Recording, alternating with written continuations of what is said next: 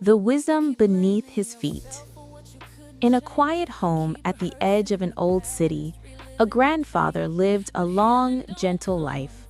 He rose with the sun, walked slowly but steadily, and carried a peace that followed him into every room.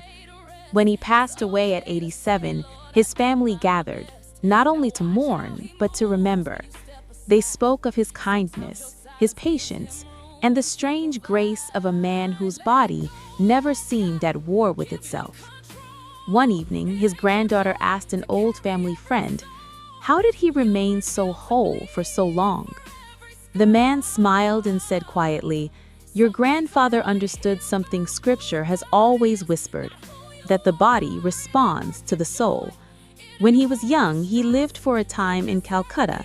There, an elderly healer once told him, 'Care for your feet, and you care for the path God has set before you.' He believed this not as superstition, but as stewardship.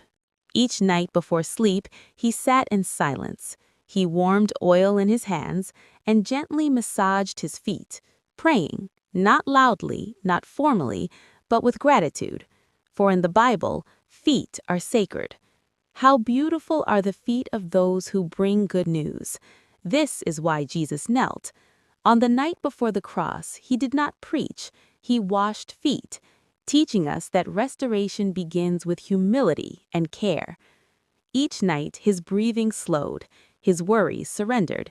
Sleep came easily, not because life was easy, but because trust was practiced daily.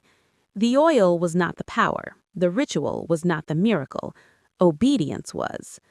Years later, his granddaughter kept a small bottle of oil by her bed, not because it healed bones, but because it healed awareness. Because sometimes God works gently, and sometimes the holiest moments of prayer happen not on the mountaintop, but at the feet.